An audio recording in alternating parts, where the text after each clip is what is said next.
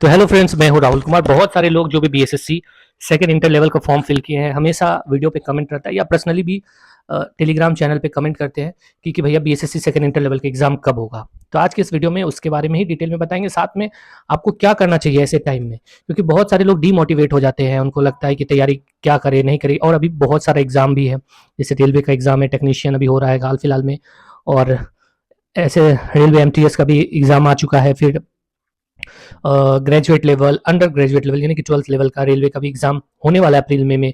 तो क्या करना चाहिए उसके बारे में आपको डिटेल में बताएंगे। एक तार्किक वर्ड बताएंगे आपको जो कि आपको समझना चाहिए, ठीक है, क्योंकि एज ए एस्पिरेंट आपको ये सब बात समझना चाहिए, नहीं तो फिर क्या होता है कि आपके हाथ से बहुत अच्छा मौका निकल जाएगा।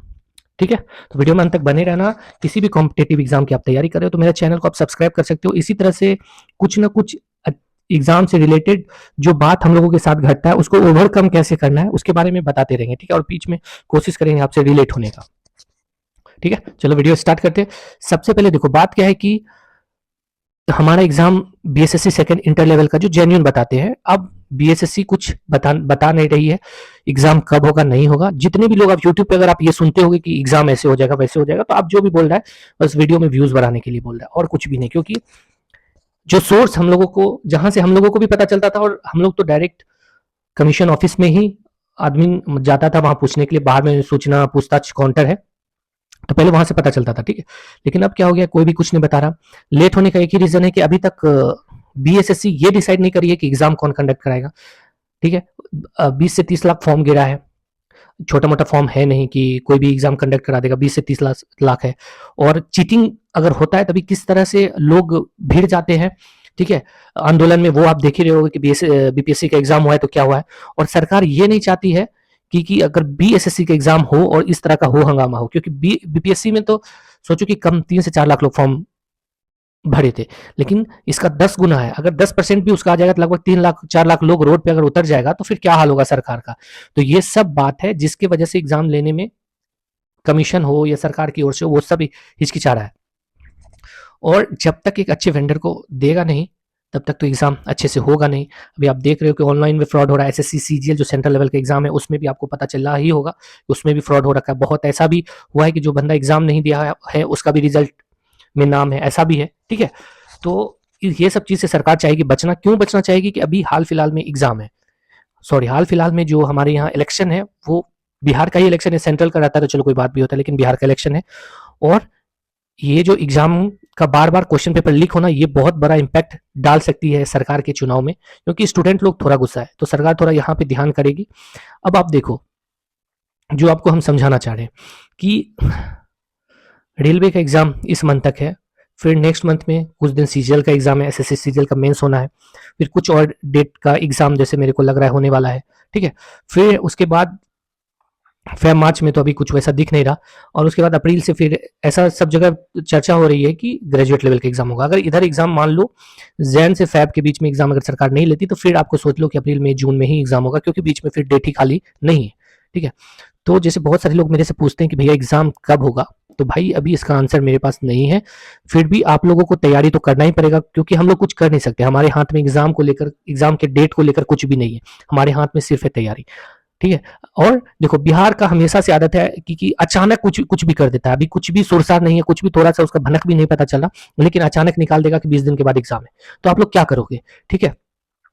तो इसलिए जितने भी लोग, जैसे अभी तो रेलवे का एग्जाम आया है, तो जितना भी लोग रेलवे का कम से कम इंटर लेवल का फॉर्म भरे होंगे, तो मेरे को लगता है कि लगभग वो व्यक्ति इसका भी फॉर्म भरे ही होंगे, ठीक है। बीएसएससी का जो भी भरा होगा लगभग लोग रेलवे का फॉर्म भरा ही होगा, ठीक है।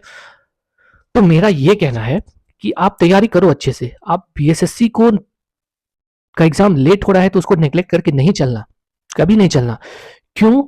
आपको इसके पहले वाले वीडियो में भी आपको हम बताए थे कि बीएसएससी भले ही आपको लेट कराएगी कुछ भी में, लेकिन ये एक इतना अच्छा अपॉर्चुनिटी आपको सक्सेस होने का कि कुछ नहीं कर सकते, ठीक है। क्यों? क्योंकि देखो इतना अच्छा वैकेंसी है सिर्फ एक स्टेट में। ऑल ओवर इंडिया में रेलवे का वैकेंसी ग्रेजुएट लेवल का निकला है, इतना नहीं वैकेंसी है उसमें। और ये इसमें सिर्फ आपको कंपटीशन है बिहार के बच्चों से, थोड़ा बहुत इधर उधर के स्टेट के बच्चों से आपका कंपटीशन होगा। यहाँ बिहार के बच्चों से कंपटीशन है, और बिहार के बच्चों से कंपटीशन है भी, लेकिन आपका जो बच्चा है वो डिवाइड हो चुका है। अभी भी आपको पता ही होगा कि बीपीएससी 3 का रिजल्ट निकला है, उसमें बहुत सारे लोग अगर चले जाएंगे तो वो कभी नहीं आएंगे इसमें, क्योंकि वो अच्छा पोस्ट है, शांति पोस्ट है, वो इसमें तो आएंगे नहीं। तो कुछ लोग आपका वहाँ कंप्लीट हुआ है, कुछ अभी एसएससी सीजीएल का एग्जाम होने वाला है, बिहार के बहुत सारे लोग उसमें फॉर्म भरे हैं, बहुतों का सिलेक्शन होगा जो इधर हुआ है। कुछ लोग बिहार एसआई में भी हो, कुछ दिन पहले रिजल्ट आया था तो उसमें गया है। अभी बिहार पुलिस में भी बहुत सारे लोग अगर जॉब में चले जाएंगे तो वो तो आपके इतना टाइम तो उनको मिलेगा नहीं पढ़ने के लिए, तो सोचो कि कुछ कंपटीशन आपको वहां से भी घट रहा है। और उसके बाद ये जितना लेट होते जाएगा आपका कंपटीशन घटते जाएगा अलग अलग, जैसे भी रेलवे का ग्रेजुएट अंडर ग्रेजुएट लेवल, मान लो जो व्यक्ति ग्रेजुएट लेवल में ज्वाइन कर जाएगा अच्छे पोस्ट पे आसपास में, तो वो फिर क्यों बीएसएससी के इंटर लेवल में आएगा, ठीक है। तो ऐसा भी है, तो इसलिए आप बीएसएससी इंटर लेवल को कभी नेग्लेक्ट करके मत चलना। आपको अच्छा मौका है, क्योंकि हम बहुत दिनों से देख रहे हैं, अच्छे दिनों से, लगभग 6 7 8 महीना से हम वीडियो बना रहे थे बीएसएससी के रिगार्डिंग, 8 महीना से भी। और बहुत सारे लोगों का तैयारी भी नहीं हुआ था, जैसा कि हमको लगता था सितंबर अक्टूबर नवंबर में एग्जाम होगा, अभी उसमें भी नहीं हुआ। तो अभी भी आपके पास नवंबर दिसंबर 2 4 महीना और आपको एक्स्ट्रा मिल गया, तो थोड़ा बहुत जितने भी लोगों को मार्क्स कम आ रहा होगा, मॉक टेस्ट जब भी लगा रहे होंगे, तो वो सारा आपका कमी दूर हो जाना चाहिए था अभी तक, कि किसी भी दिन अगर एग्जाम होता है तो आपका सिलेक्शन उसमें हो, ठीक है।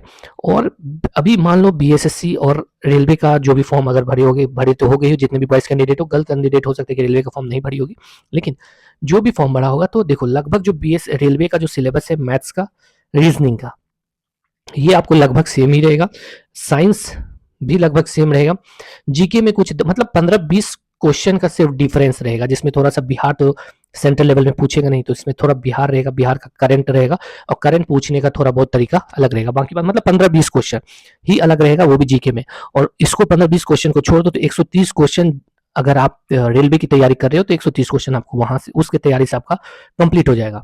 और जब 130 नंबर की आपका तैयारी कंप्लीट हो जाएगा, तो मेरे को लगता है कि कट ऑफ जो है 100 मैक्सिमम कट ऑफ हो गया, 100 100 जनरल का, ठीक है।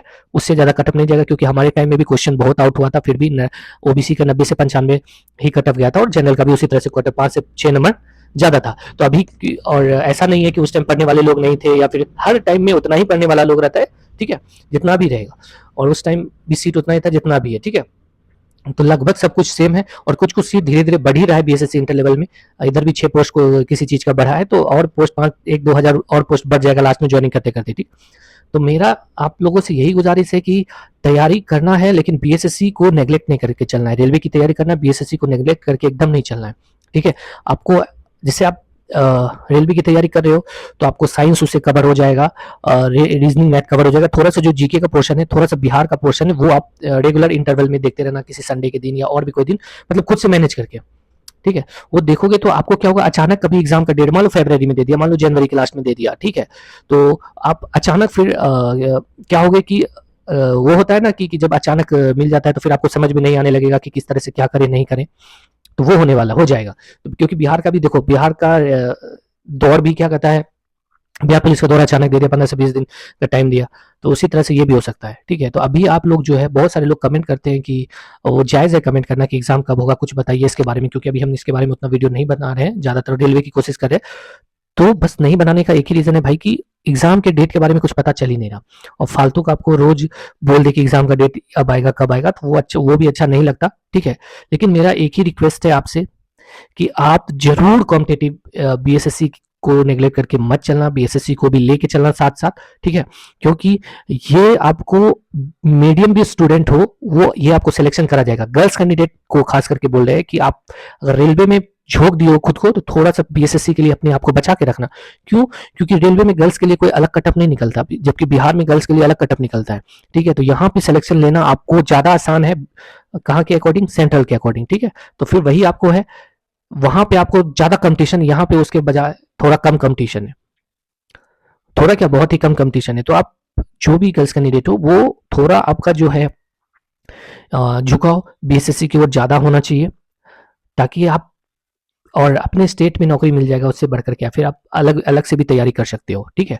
बाकी बात मॉक टेस्ट देते रहना, कितना भी मॉक टेस्ट में मार्क्स आ रहा है कोई कुछ मत सोचना, मॉक टेस्ट और एग्जाम में सिलेक्शन लेना वो दोनों अलग अलग चीज़ है। मॉक टेस्ट सिर्फ हमको बताता है कि हम जो तैयारी की है वो कितने लेवल का है, लेकिन एग्जामिनेशन में आप जाओगे तो अलग अलग क्राइटेरिया उसमें लगने लगेगा, एग्जामिनेशन फोबिया, एग्जामिनेशन का डर अगर आपको है, कॉन्फिडेंस आपके अंदर नहीं है, तो वहां पे दिक्कत हो जाएगा। तो बहुत सारी बातें हैं, ठीक है। फिर भी जो भी है, तो आप अपने दिमाग में ये लेके चलना कि जब भी एग्जाम हो आपका सिलेक्शन हो, ठीक है, बस इतना सोच के चलना। और फिर से बोल रहे हैं कि रेलवे का क्रैक करना और बिहार के क्रैक करने में बहुत अंतर है। बिहार का आप आराम से क्रैक कर जाओगे, रेलवे वाला जो है उसमें थोड़ा-सा मुश्किल हो सकता है क्योंकि वहाँ ऑल ओवर इंडिया से स्टूडेंट है, इसमें सिर्फ बिहार से स्टूडेंट है, ठीक है? तो आपको यही बताने के लिए आए थे, कुछ भी एग्ज़ामिनेशन का डेट हमें नहीं पता है, जैसे ही पता चलेगा आपके साथ शेयर करेंगे।